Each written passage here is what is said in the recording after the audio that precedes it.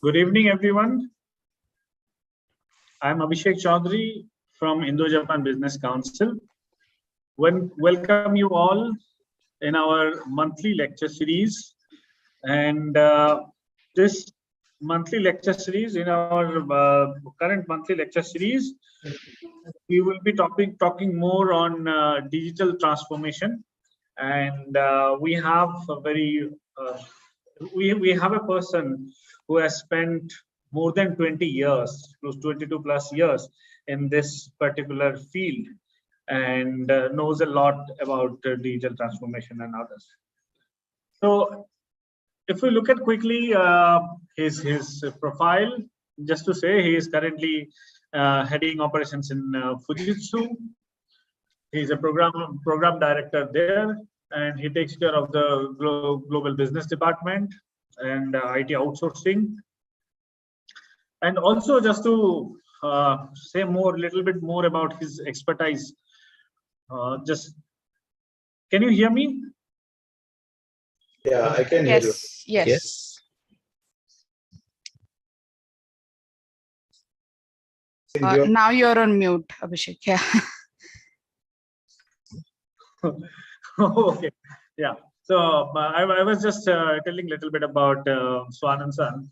And if we look at his expertise, he is currently a program director with Fujitsu and taking care of global business development, IT outsourcing, pre-sales, bid support, transformation, transition, all these things. He has extensive experience in working in Japan, very much proficient in Japanese language, and has rich and diversified experience as far as global regions and culture is concerned. He also had financial ownership and a P&L responsibility, which is very much important. If somebody is having a P&L responsibility, they understand more on the business side. So with this quick introduction, I just wanted to set the floor for Swanand San. And Swanand San, now all is on to you. We are eagerly waiting to learn more about digital transformation and the role of India-Japan and India-Japan's current relationship. Sure. What do you, Swanand? Thank you very much. So let me just share my screen.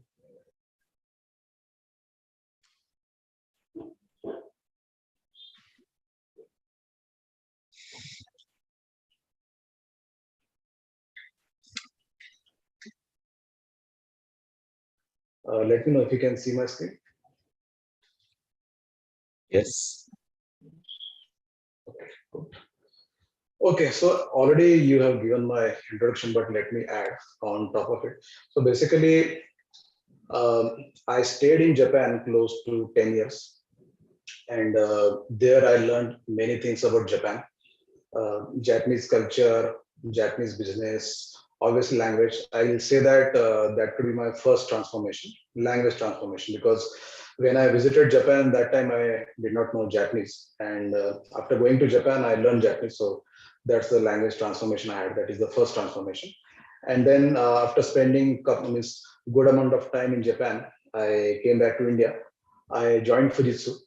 So in Fujitsu, I'll say that I was the first employee for Japan region, because even though Fujitsu Consulting India is a Japanese company based in India, but still there were no projects for Japan. So I started the first project for Japan.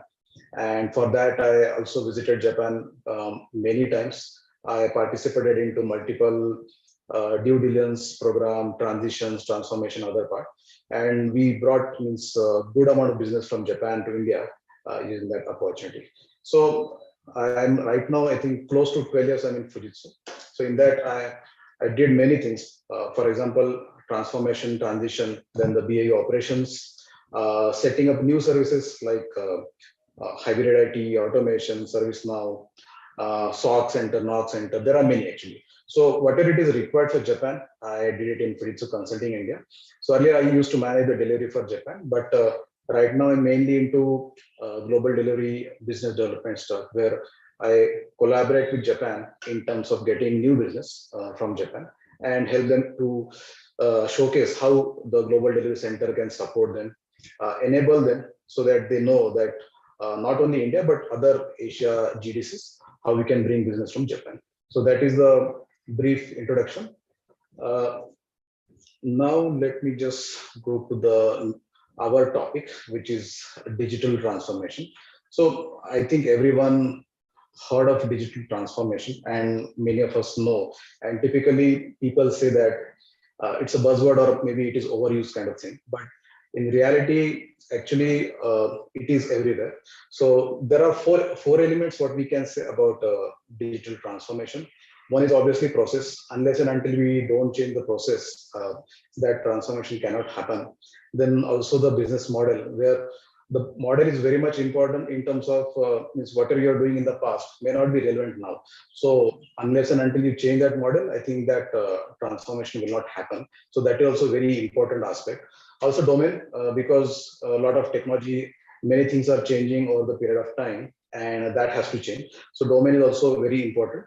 And lastly, but not the least, which is culture or people, because unless and until people will not change, that transformation will not help any organization. So cultural aspects are very important, and all these four elements are key in terms of changing the things. There is one more, I hope you can see my slides. I'm changing the slides. Okay. So there is one more definition. Just one second, Swanand, we can see your slide, but I can see it very small. Okay. I just want to check whether this is only with me or others also. Let me make it big. How is it now? Oh, no, not that way. I mean, okay. So should I am able to see it quite well. So quite well. Okay. Okay, that's maybe you fine. need to adjust your settings. Yeah, I'll take care of it. Thank you. Is it okay now? Okay. Yeah, I think it's appearing perfectly fine. Okay, thank you. So next, it is what we can say the domains of digital transformation. So basically, this is a definition by David Rogers from Columbia Business School. So what he says is that there are 5 things which are very important for digital transformation. The first one is the customers. Obviously, in today's world, without customer, nothing is possible. And we cannot just have a focus on one specific customer. We should have a network of customers, and then we should see how we can connect together and see maybe collaboration is possible using all these customers. Second thing is competition, because the definition of competition is changing in today's world. There is a new word you may know that is called as competition, where sometimes you may tie up with your rival and then get their help in some aspects, and in certain aspects you actually compete with them. So that is also something which we need to look for, because based on the interest, based on the focus area, that thing will change, and maybe that will help in terms of getting new things. Third, which is the biggest in the current trend, we can say that is data, because that is the biggest asset, and without data, that transformation is not possible. And it is a very much strategic asset for any organization, because over the period of time, that data is growing, and we need to see ethically, legally, how we can manage that data, how we can use that data, how that analysis is possible, and how it can help in terms of creating the value. So that data is very important. And obviously, as we move forward, then the innovation means we need to do various experiments. We need to apply all these good practices, what we have in terms of getting the desired results. So that innovation is also important, and the value which comes out of all these things. So apart from this, for any kind of digital transformation, this disruption is very important, because if you don't disrupt the old things, I think new things will not come. And hence, if you see all these examples, what we have, that disruption is happening, and then we are getting new things. So that is just a reference, just to understand more on digital transformation. I'll go to the next slide. Now I'm to talk a little bit about Indo-Japan. Obviously, I'm not the expert in that, but based on my understanding, I can say that recently, India and Japan, I think that tie-up or the strong relationship it's really good, and it's not in only one area, but actually it is in multiple areas. Basically, it could be people, economy, business, industries, you name it, and everywhere I think you see that. And because it's a 70th anniversary of establishment of diplomatic relationship, I think it has a very high value. And if you see this photo, I think I like this photo because it is a very powerful photo. Two global leaders from two different countries. I think it looks like they are leading many things, and I think this will help in terms of growing the business, having that digital collaboration, also helping each other. So that is what the current relation which I see here. And also, just a reference point that which I know is that in India, Japan, basically there are multiple agreements, contracts, multiple collaborations, MOUs which has happened between India and Japan. To name a few, we can say that Smart City, Digital India, Startup India, and Japan is, I think, funding some of these things. And I think it will definitely help in terms of taking this to the next level. So this is also just for reference. I'll quickly go to the next slide.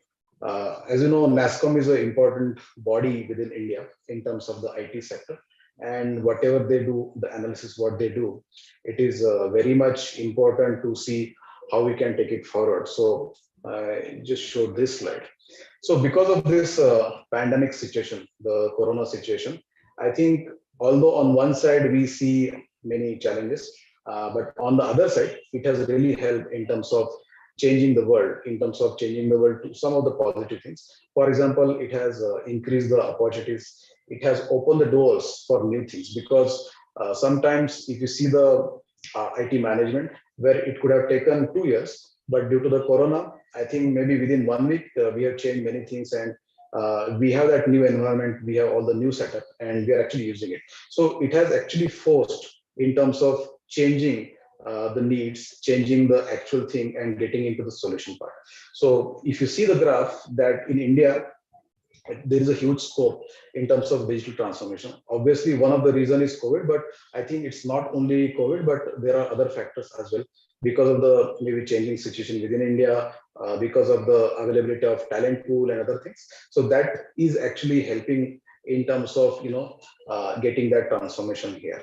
And also this will really help for Japan as well, because Japan has all the latest technologies, latest infrastructure, and India has a good talent pool. So if it can combine that India, Japan together, then I think that will really help with each other, and that's a win-win situation.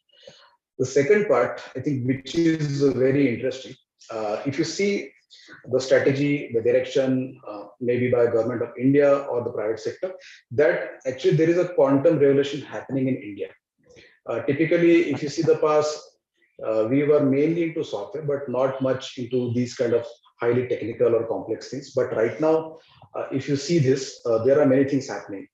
Recently, I visited ISC Bangalore as well as IITH Hyderabad. There also, I see that there are many POCs are going on with respect to the quantum simulation, maybe quantum related projects, and how that quantum computing can be used for the next level. So government is also funding them, and also there are many people who are taking interest. There are some private sectors who are also taking interest. So I see that there is a revolution happening in terms of quantum computing, and that will really help, because quantum computing is one of the elements of the future. And if it gets clicked, then I think nothing like that. I think it will help a big way to both the countries. Next important thing I just want to cover is the application, because you see that there are many things are happening around us. One of the area which we see is that agriculture. Traditionally, if you do this, then there are some issues, there are some challenges. But with the help of this quantum application, I think you can go for the precision, or you can go for a very next level of monitoring, and it will help in terms of getting benefits quickly. So that is really important. Also, as you know that in India, I think it's the #1 in terms of financial transaction for the payments. And that means that data is also increasing. There is a risk also. There are some security challenges. So this quantum application will definitely help in terms of financial transactions, investments, to prevent the fraud or many things which are around the finance. Healthcare, because of Corona, I think it has got the focus, because until now, I think people are not too much focused about it, but due to Corona and other things, I think there's a heavy focus on that, and I think there is a heavy investment going on. So quantum application will definitely help for the healthcare sector, and I think it can also help in terms of getting new drugs, vaccines, and other stuff. So apart from that, the typical domains what we have is the manufacturing, where obviously if you can put more technical part, then it will help in terms of getting the output of the production, and that will also help in terms of logistics and other stuff. The other part which is important is telecom and broadcasting, because as we know, in India, I think it is 5G, but still in other countries, if you see 6G also is happening. In Japan also, they are working on 6G.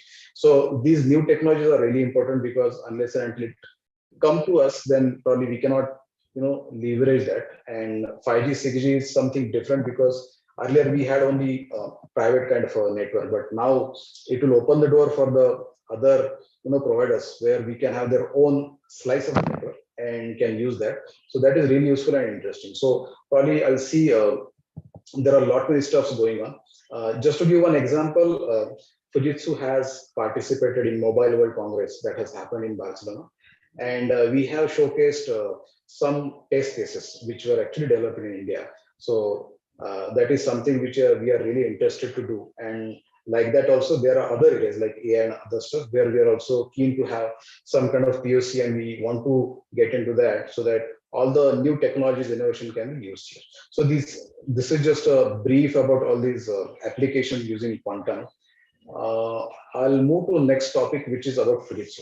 Obviously, you must be knowing Fujitsu, but let me just briefly explain what is Fujitsu.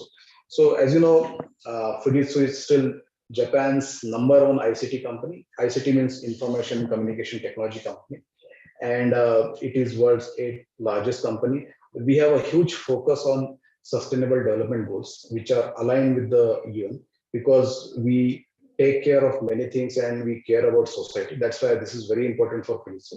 And we have a team of 129,000 people across the globe. We are serving close to 180 customers. So that is a Fujitsu introduction. Now we'll move on to the next thing, which is the current topic, the actual digital transformation. If you see this picture, basically, this is what, or this could be the future, because if you don't pay attention, for example, there are many issues happening like global warming, or there are water issues, there are other forest related issues, and there are many things going on. So that is leading to some of these issues, and which is kind of a sustainability crisis.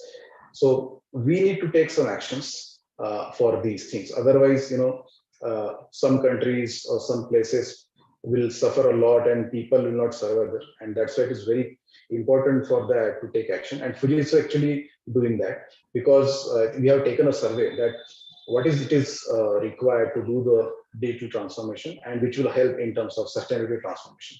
So if you can see the survey, most of the companies, they say that it is required, it is important. That's why we need to take that digital first approach in terms of sustainability transformation. And it is very clear that unless and until we do, nothing will happen. And that's why just want to say that even though we are into that digital transformation mode, but the next 10 years will be sustainable transformation, because that is the key in terms of changing the world. And that's why Fujitsu has focused on the sustainability transformation.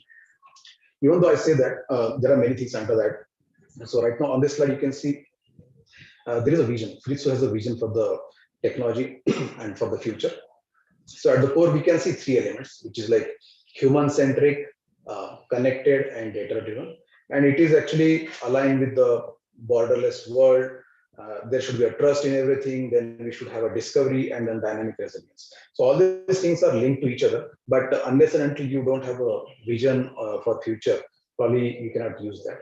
So having said that, I'll just quickly go to the next slide, which is very important. I just want to put more time on this slide, because these are the key technology areas what we have, and what we believe that these are the cutting edge technologies, because if we get into this, I think it will really help in many ways, not just company, but the society overall.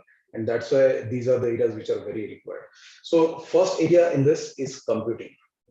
So if you talk about computing, computing is very much what you can say high performance computing, because as of now, most of us, we say that high performance computing is there, but how it is used? But typically it is referred to the practice of aggregating computing power in a way that delivers much higher performance, and then one could get out of a typical desktop computer.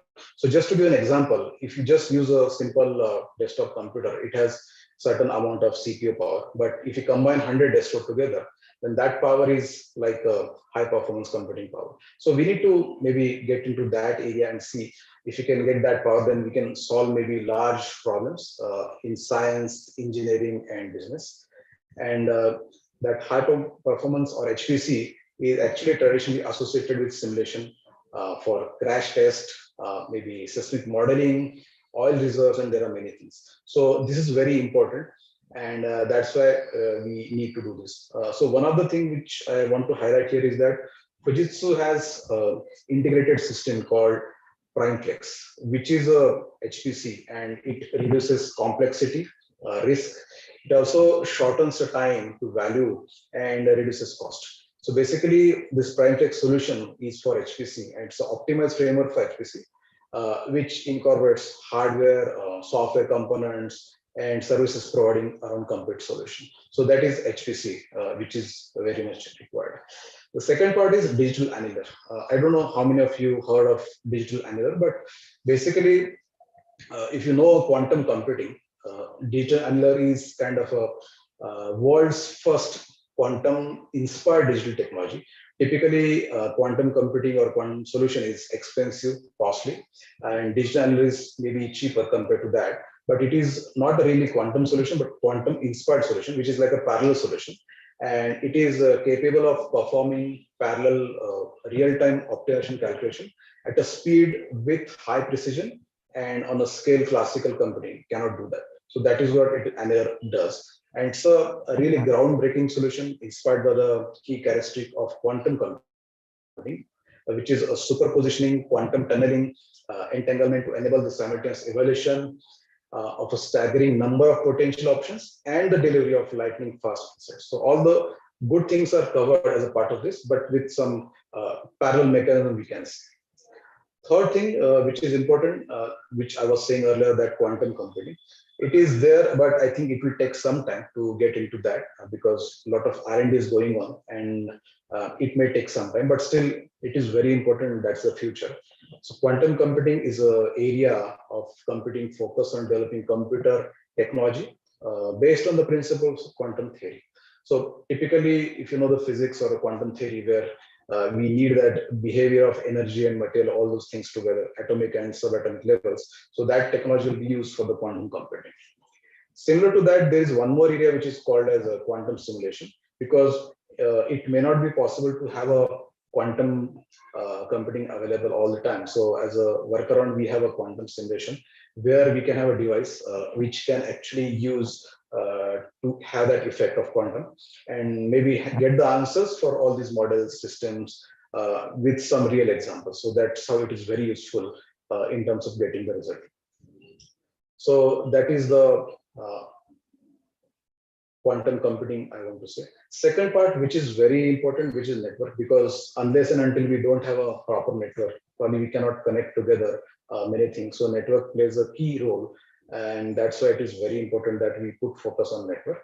One of the things which is changing recently is the 5G Open RAN. So RAN is actually radio access network. If you see the old mobiles which are having that radio access network, which is like a closed network, but right now, due to the introduction of 5G, that RAN will be open because it will be open to all the external world or the users, so that all the people can directly connect to that, and it gives the operators the flexibility to extend the 5G to more users in a cost-effective way, secured way, and it is energy efficient. Because typically now we can have our own private kind of a 5G where we can use that for our own enterprise or the application or the business, which is going to change a lot. And 6G is like the next version, because 6G will definitely have a higher bandwidth, higher specification technology, and that will really help. But still, I think 5G is kind of a very revolutionary in terms of getting that kind of a thing. So that's about the 5G RAN. And if I just stop 1 second.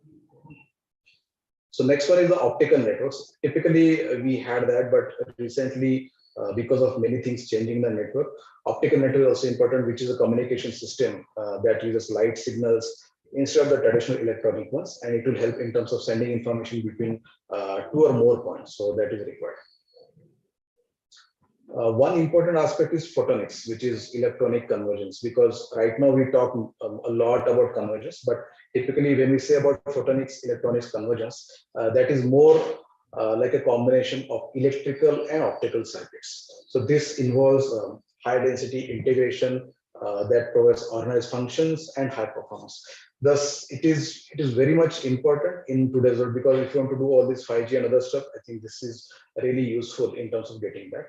Next one is this optimization of networks by AI, because right now we are using AI at each and every place, and using the optimization techniques, I think that will help not only for the software but as well as for the hardware. So network is one area where we can definitely look for. So this AI actually enables the IT system in terms of self-correction for the maximum uptime, and provides prescriptive actions as to how to fix the problem that occur. And hence this AI-driven capturing of the events and capturing of the data, it is very much useful in terms of fixing all these issues. Traditionally, we used to have this manual kind of operation, but using AI, I think we can solve many more problems in terms of networking. Next one is actually the explainable AI, which is part of AI, because there are many things which are happening in AI. So here, what we can say is that it is a set of tools and frameworks which will help you to understand and interpret predictions made by your machine learning models. So whenever we have that kind of a models in place, we can get that predictions, and then we can figure out something based on that. It is natively integrated with a number of options, and you can debug, you can improve. So all those things are possible using this explainable AI. And there is one more aspect which is called as ethical AI. So ethical AI is actually more towards the principles, more towards the adherence to the rules, guidelines, laws, etc. Because as we are getting into more and more data, and there is a risk that data might be stolen, there could be some issues, security related issues happening to data. So that ethical AI is very much important, because if you don't have that, then I think it will have a big risk for the business. The next one is the actual, last one is this converging technologies. Basically, the actual definition is that when we mix two or more phenomenon, or maybe the independent technologies together, and we integrate and then form some kind of outcome. So that is this converging technologies. So basically, one example, if I want to quote here, is that smartphone.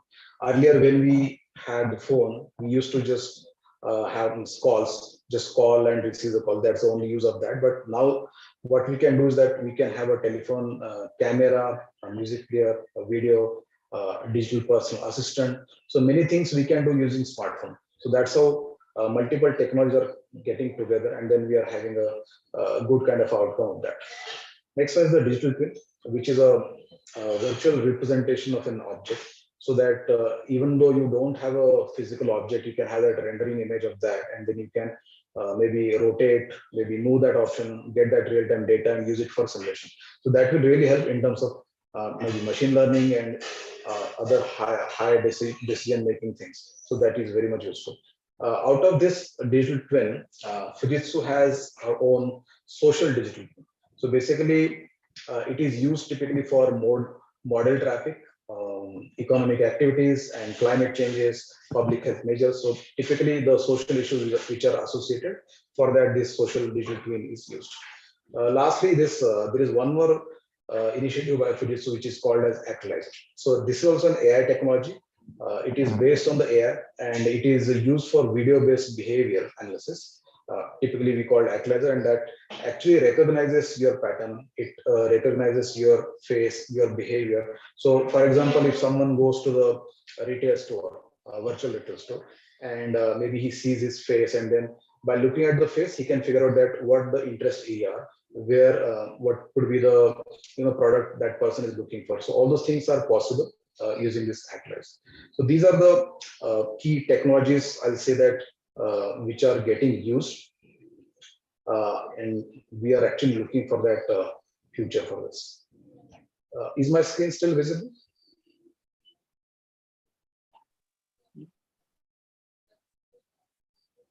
Yes, yes. Okay, good. Because I cannot see, that's why I'm just checking. Or maybe it's Can I just connect? I think it is failed. So let me just connect again. Yeah. Just give me a moment, please.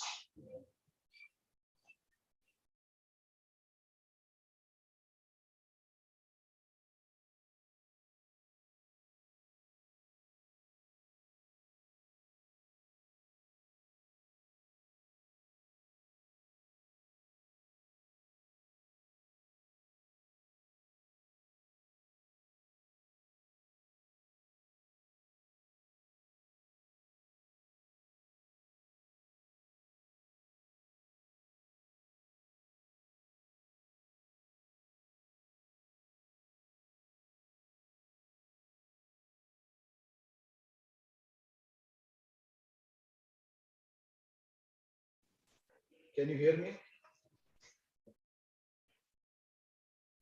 Yes, Yes. we can hear you well. Yes, Swanand sir. Yeah, let me just share my screen again.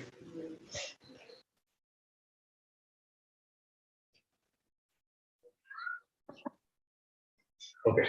So what I was talking about is the cube technology. So that is the future trend and where we want to focus more. So what I request is that maybe people can look into these technologies and see if the skills can be developed. And I think that will be really useful. Moving on to next slide, which is basically the first step. Even though it's a first step, not the first step, but actually there are many things happening around it. So as I said earlier, that we want to do for society, and as a part of that, we want to have that borderless world where people are, working together. Even though any part of the world, we need to work together. And Corona has actually helped us in terms of getting all the people together, and we call this as work-life shift. So all those things are happening. Then there is a sustainable cities where we are working with multiple companies where we can actually monitor the solution, getting the data from various sensors and visualizing that in terms of helping each other. Then discovery revolution, which is especially in the healthcare area where cancer treatment is possible, and safe water, which is a trust, so that all that ordinary things are possible using all these technologies. Next one is actually nuance. So what is nuance? Basically, what are transformation, what we are doing. For that, Fujitsu has launched nuance, which is a new business focus. So nuance means universal advancement. And as a part of that, we are actually seeing what we can do, how we can build the new things, how we can have a new possibilities of connecting people, technology, ideas, creating more sustainable. All those things are possible using nuance. This slide is just a summary of what the things which I spoke just now. Only thing just want to point out here is that there are 4 things. Like there is a purpose for each and every activity, which is purpose oriented to sustainability. Then there are key elements for sustainable development or transformation. Then there is a technology vision and enabling technology. So all these 4 areas are there, and I spoke about all the key technologies trends which are already written here, and everything together we can tie up and we can see how it can help in terms of a better sustainable future. So all those things are there. Quickly, next slide is for just a summary or wrap up for this digital transformation. Here we have 4 vertical areas, which we call sustainable manufacturing, consumer experience, healthy living, and trusted society. Because we see that these are the more focus areas and we need to put more focus on this. And if you see the horizontal areas, there are 3 technical things, streams we can say. Digital shift, business application, which is cloud integration in native, and hybrid IT. Obviously, it includes security as well. All those things are there, and the key technologies which I already covered as a part of earlier slide. Now moving on to some other things. So basically, you might have seen these things in news media that recently our CTO, Mr. Vivek Mahajan, has visited India, and he has launched Fujitsu Research Center in India. And that's very important because the talent what we have here, I think unless and until we don't have these kind of research center, that cannot be used. So as a part of that, there'll be huge focus on quantum computing and AI using this research center as of now, and we'll try to build all these new things using the research center. Already we have collaboration going on with ISC and IIT Hyderabad, so we can have a best talent there and see how we can help not only Fujitsu but the world as well. Again, there is one more company we have that is called as FCIP. We call India GDC, India Global Delivery Center. So basically, we have multiple locations within India. Head office is in Pune. Then there are other locations, which is Noida, Hyderabad, Chennai, Bangalore. And if you see the current trend, which is 7,000, and it is still growing, because right now we are getting new business from Japan, and this headcount is growing. And I think obviously because of all these new things coming, obviously also the FRAP, I think this can't grow. Currently, we are mainly focusing on English and Japanese language. And I think Fujitsu Consulting India has the largest number of bilingual resources within India. So that's also a good thing, and probably we need more. So that I request all the bilingual people to see if you can, get them based on the requirement. Also, we have a huge focus on the RIM technologies, the application area, the partner business system, the BPO area, cyber security, NOC. We name all the services we are actually deriving from India. So all those things are there apart from that industry sectors. And we have multiple regions for all the world, like Europe region, Asia for Japan, then America, and Oceania. So GDC plays a crucial or key role in terms of supporting Japan. And I think as GDC grows, that means India will grow, and it will definitely help. Recently, we have actually invested time, efforts in terms of networking, because right now, even though we are here, we want to see that what is the Fujitsu's vision, which is getting passed on to all these people. So we have accounts in LinkedIn, Facebook, Instagram, and there are many followers, because that count is actually getting increasing day by day, and that's a good thing, because then people will come to know about Fujitsu, and that will really help them to understand what Fujitsu is. As I said earlier, that Fujitsu has a big focus on sustainable development goals, which are total 17 goals, and Fujitsu is committed to support all these things, and it is aligned with the UN. So we have many things going on around these goals, and as a part of that, we have a program, we call it as GRIP. So GRIP is Global Delivery Responsible Business Program, where we actually put focus on all these activities. Whatever we want to do for the society, we are doing it. And there are many volunteers also in Fujitsu, and we are also taking help from outside so that we meet our goal. So all those things are in, these are going on. And there are 5 pillars as a part of this: community, diversity, inclusion, environment, operating practice, well-being. Just to know that recently we got the DNA award for Fujitsu, and I think that sets the context that we are actually committed for all these things, and actually we are moving into right direction. Next one is actually some of the photos for all these activities, whatever we have done so far. Going to the next slide.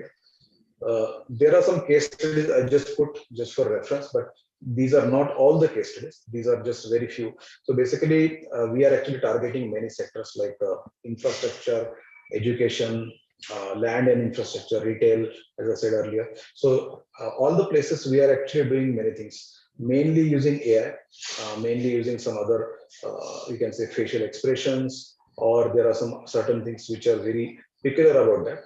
So with whatever is available, we are doing it. And even though there are some projects which are like first time, we are actually investing and we are actually building that talent pool so that we can develop that as a next step.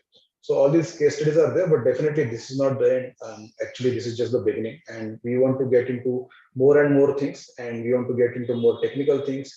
We want to get into all these digital transformation, which I explained so far, so that it will be useful for all the people.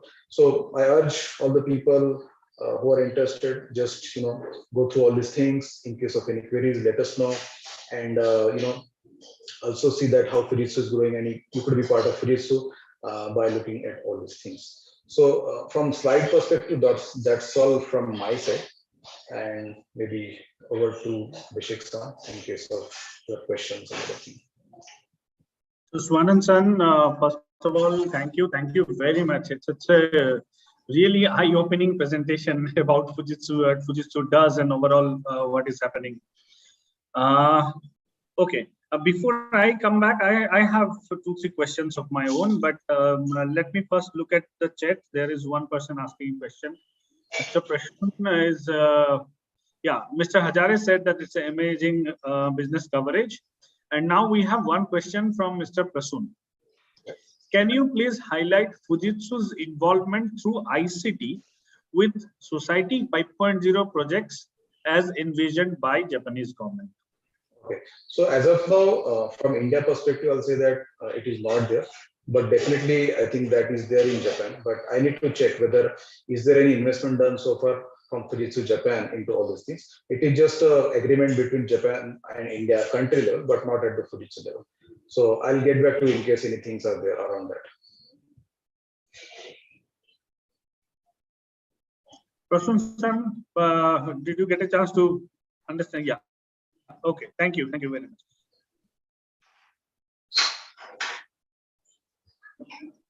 So yeah. Anyone who wants to ask any questions? Any comments? Yeah, maybe by the time people start thinking, yeah, Prasun again raised hand. Prasun, you may want to unmute yourself and ask a question. Thank you so much, Abhishek-san. Swanand-san, thank you so much for the great presentation. I had a chance to stay in Japan since 2018, up till Corona started in the countryside. So I have been visiting Japan since 2008, but this was the time when I actually could stay in the countryside and realize the great importance of digital transformation practically, because so my point is there is 5G network there in the countryside, but there are many aspects of life which are way behind.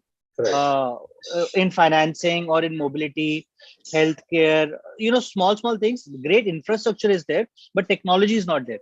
So there is a key role for ICT related projects there. And my question to you is how is it that India and the Indian technical talent we can contribute to those kind of projects happening in Japan, which is linked to Society 5.0, but more so from the practical life of what we are seeing in India.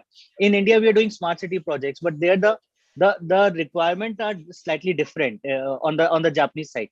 So that is my question. How is it that we proactively engage more with the Japanese teams towards their revitalization of their countryside in Japan? Not thinking about how Japan can invest more in India, but how India can probably help or contribute from a technical viewpoint or a technology viewpoint to the Japanese side. That's my question, sir. Thank you so much. Okay, understood. So before that, let me extend the model what we have in Fujitsu. So as I said earlier that we have GDC, which is a global delivery center in India. And as a counterpart, we have a lead region, which is Fujitsu Japan, obviously. So typically, we get the business from Fujitsu Japan, and GDC is like a delivery center. It's a cost center. So whatever business we get from Japan, we typically support from delivery center. So having said that, that's not the only thing. Right now, what we are doing, we are proactively actually providing many solutions based on our understanding, because obviously the people who are living in Japan, they will know better and they will have more understanding what are the actual challenges and issues there. But from our side, whatever we see, whatever we foresee the challenges, and actually proactively building the POCs around it, and we are sharing that with Japan. So obviously the question is valid, but what I can say is that based on our limited visibility from India's side, we are providing the solution. We are telling them that you go ahead and maybe go to that public sector, we go to other areas, maybe finance sector, and see if this solution can be used. So obviously, based on the local nitty-gritties and other things which are there, based on that, they will talk to all those maybe salespeople or maybe the end clients, all those entities who are involved into that and work on it. So the answer is that directly we may not have access to all those things in Japan, but indirectly through Fujitsu Japan, we are actually doing that. And obviously it will take some time in terms of getting all the things here, but definitely we'll continue to do that from our side. Thank you so much, sir. Thank you so much. Okay, yeah. Thank you. Thank you. Yeah.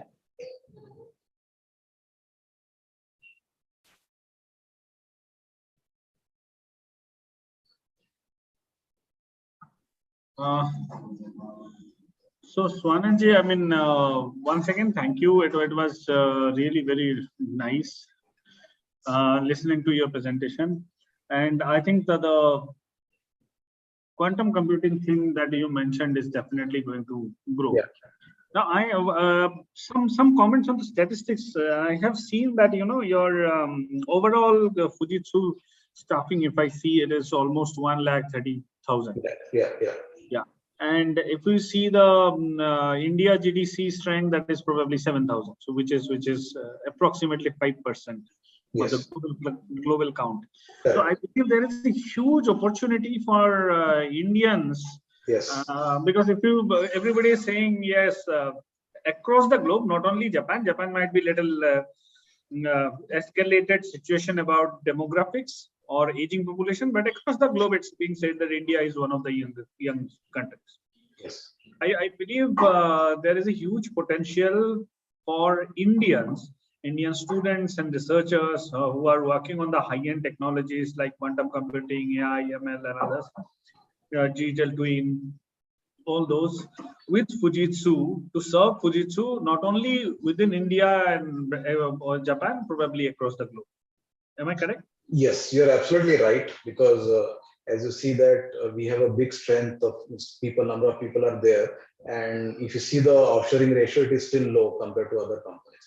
So there is a huge scope in terms of getting business from not only Japan but other regions as well. That's why we are actually trying hard in terms of increasing collaboration with Japan and also the other regions, so that we can develop those capabilities, and we can demonstrate all these new things so that we can get more business. So our aim is to get maximum business from not only Japan but the other regions, and that's why I'm also requesting all the people who are interested, they can also look for all these opportunities and see if they want to join Fujitsu, because there is a tremendous scope and the numbers are high. I mean, this is just the existing thing, but if you see about the new opportunities or new things which are coming on our way, I think that will also increase the total number of opportunities. So there is a big scope, and I think definitely India can get all these benefits if you do the right thing at the right time. And I think you're right, that is really useful. Yeah. So just a follow-on question, other than India, which neighboring countries do you think that probably could be a very good where Fujitsu can go for some talent hunting, not from the business point of view, but talent hunting? Do you have any other countries in mind? No, so basically, again, just to explain the model a little bit, as I said that India is a GDC, Global Delivery Center. So in the Asia cluster, what we have, so we have other GDC as well. For example, we have a Philippine GDC, then we have China GDC, and then Malaysia GDC. In the Asia region, we can see that. So these GDCs are already getting used by Japan. So already some part of the business is getting offshore to these countries.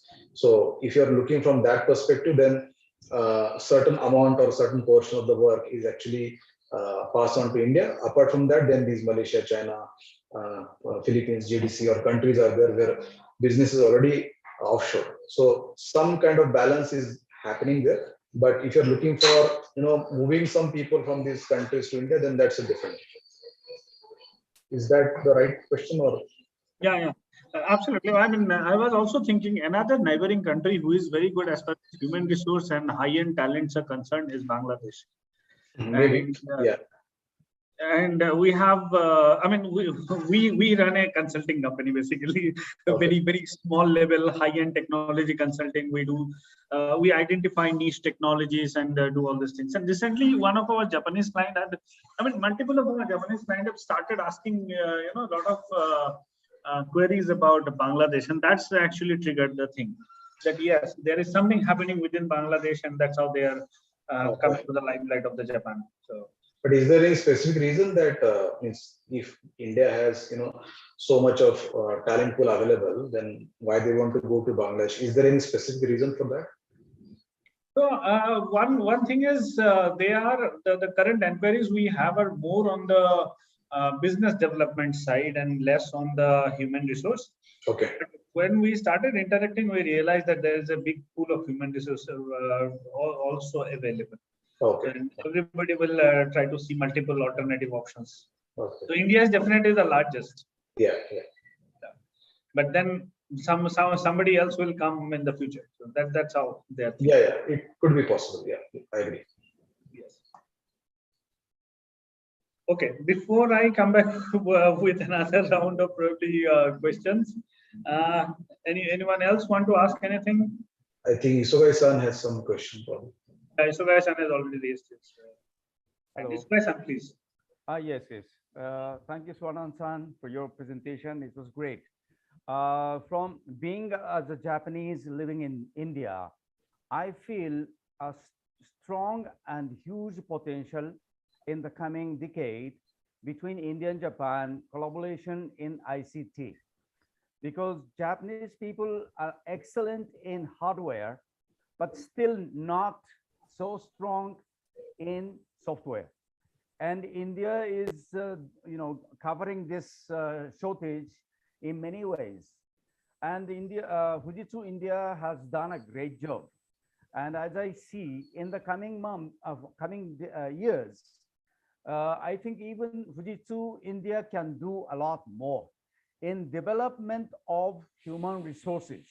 That means through your experiences and through your day-to-day operations, I think you can build up more young manpower, either from India, either from Japan too. So my suggestion to you or to Fujitsu India to establish a training center, human development center, either in Pune or either in Bangalore, wherever it is more convenient. I believe Pune is more convenient for Japanese people to live in, and I can help you also because I'm here. In Japanese language education for Indian people too. If you have any, chance to get me involved in this project, I'll be happy to support you. I'm a member of the IJBC. I'm an advisor to IJBC. I'll be happy to assist you in any way to develop and enhance the Japanese education for Indian people. And more importantly, Japanese young people. I would like to really propose in Fujitsu India to start an internship program for the Japanese students to come to India, come to Pune, and to get trained in a real setup and the scenario, how they can contribute future into these ICT areas, particularly for Fujitsu India or Fujitsu Japan. So this really can become a great opportunity for both India and Japan to develop human resources in this ICT. In view of Society 5.0, a lot of scopes and aspects are in the ICT sector. And there is no doubt that human resource development is a very key factor for that. Thank you. Okay, thank you very much. Thank you for that suggestion. I will definitely make sure that we discuss that and see what can be done. But just one update on that, Isugai-san. Already we have a training program going on within Fujitsu Consulting India, where we actually train the people in terms of Japanese language, not only language but also the technology part. So that program is going on. But definitely, if there is any help, any guidance is required, we will definitely approach it. Thank you very much for your suggestion. Yes. I was talking about even, with not within the Fujitsu scope, but all entire industry scope, Fujitsu can do a lot more. Yes. Understood. Thank you.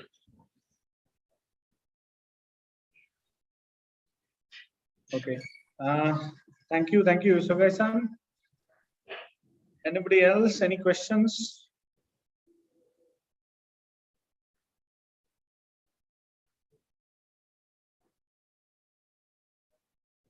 So just one last question from my side. You talked about specifically quantum computing, and I have some good interest in it. Okay. So are you also open to have, evaluate companies outside of India who are working in, startups who are working in developing applications using quantum computing, or your focus is mainly India-based startups and India-based research? So as of now, as I said, that FRIPL, which is a Fujitsu Research Center, is established in India. So primarily, I think focus will be within India. How we can have that ecosystem developed within India, so that all that can be used, and FRIPL can act as a single point of contact for that, and then maybe use that. So what I feel is that probably it will be in India as of now, but we can explore further if other countries are also possible to be added into that. Yeah. So why I said this is, still if we see the quantum of work that is happening in quantum computing and developing related applications in countries like your other European countries, US, Canada, and all those areas is probably much more compared to that of India. I agree. That's why this is just the beginning, because establishment of FRAP is for that purpose only, because recently it has launched. But I think it will take some time, to get a proper share in terms of developing all these things. But yeah, definitely we can see what are the options available, and we can leverage that. Sure. So I think we have come to an end for our today's discussion. If there is no questions from anyone. So first of all, thank you, Swanand San. Thank you very much. It is really important that all of us get to know more about Fujitsu, what Fujitsu is doing, and how digital transformation can actually shape up the future of both the countries, and the collaboration between both the countries. And as Isugai-san said, ICT, in the area of ICT, we can definitely be the biggest partners in the world. Yeah. So yes, so thank you very much. And also I'd like to thank Mitali-san, because Mitali-san painstakingly, continuously coordinated with us to make today's event possible. And we definitely think that we will have much more opportunities to listen to him. Definitely. Also, I would like to thank obviously IJBC to actually create this particular platform. Yeah. President of IJBC, Siddharth San, for making a lot of things happen. Government of Japan, Government of India, Consulate of Mumbai, Delhi Embassy, for continuously supporting Indo-Japan Business Council and various Indo-Japan Business Council events. I also thank all our members and participants for this particular program, so for being a constant support to us. And last but not the least, all our sponsors. We have a few sponsors, and in fact, definitely Fujitsu is also one of our sponsors. Fujitsu. Then we have Interjust Worldwide. Vinayak San is there. He represents Interjust Worldwide. Then we have Daiichi Japanese Language Solutions. Then we have Tutor Bharat by Onkar Bari-san. Many of you might be knowing Onkar Bari-san also.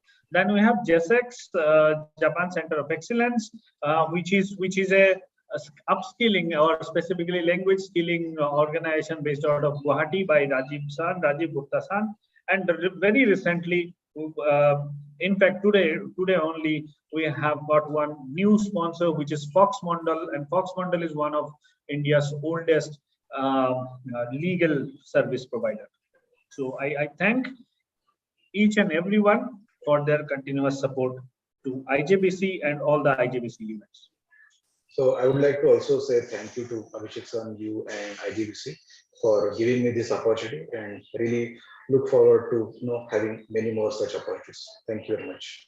Yes, thank you. So thank you everyone. Thank you, Abhishek-san. I'm just going to request all of you to pose and smile for a picture, which I can click. Okay. And then maybe just before leaving, sorry. Yeah, am I audible? Am I visible? I don't think I can see you yet. Okay, let me do this, and I think this is fixed. Yeah. Yes. Okay. Great. So I'm just going to request all of you to smile, please, as wide as you can. Thank you very much. 1, 2, 3. Thank you. Thank you, everyone. Thank you so much. Thank you very much. Thank you. So Mitali-san, if you share this picture with us, we will also use it in some of our sessions. Yes, I'll do that, Abhishek-san. I'll do. Sure.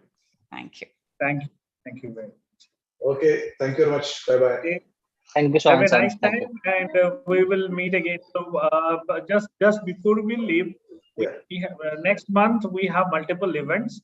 Okay. And we have IJBC IJL lecture series also. So please stay tuned, and all our information is updated in ijbc.org website, and we will keep sending you reminders.